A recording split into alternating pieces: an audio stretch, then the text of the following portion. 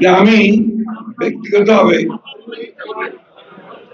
কিছুটা আতঙ্কিত থাকি ইদানিং কালে প্রেসের সামনে কথা বলতে। কারণ হচ্ছে কোন প্রেস আমার কথাগুলোকে কিভাবে নেবে, তারপর সেটা কিভাবে তারা ছাপবে, অথবা সোশ্যাল মিডিয়া সেটাকে কিভাবে প্রেজেন্ট করবে, এটা আমাদের জন্য যারা আমরা রাজনীতি করি আমাদের জন্য সত্যি একটা চিন্তার বিষয়। কারণ ইদানিং কালে চরিত্র হনন করবার যে প্রবণতা বিশেষ করে সোশ্যাল মিডিয়াতে দেখা দিয়েছে, এটাতে চিন্তিত না হয়ে উপায় নেই।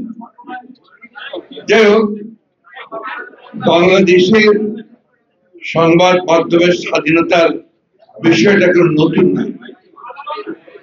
আমরা যারা বাংলাদেশের স্বাধীনতার পক্ষে কাজ করেছি সেই 60-এর দশক থেকে, তখন থেকে এই বিষয়টাকে সবচেয়ে সামনে এসেছে এবং পাক শাসকদের, পাকিস্তান শাসকদের বিরুদ্ধে সেই সময় আমরা কথা বলেছি, আন্দোলন করেছি, কাজ করেছি।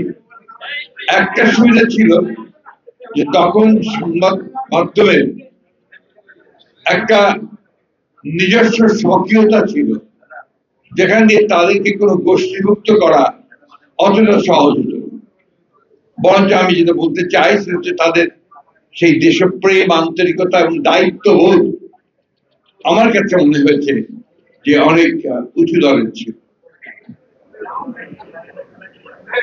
বর্তমান প্রেক্ষাপটে সংবাদপত্রের স্বাধীনতা নিঃসন্দেহে আগের চেয়ে বেড়েছে এবং আমি আজকে যেটা পত্রিকায় দেখলাম যে আন্তর্জাতিক আপনার মানদণ্ডে প্রায় 16% স্বাধীনতা বেড়েছে।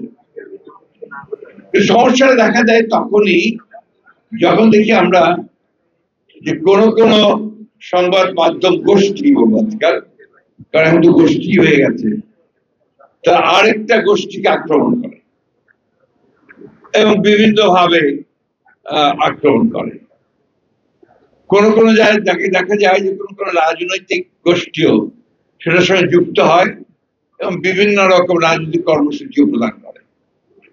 আমি জানি না যে একটা গণতান্ত্রিক সমাজে, একটা মুক্ত সমাজে এটা কতটুকু গণতন্ত্রকে শক্তিশালী করতে সাহায্য করে।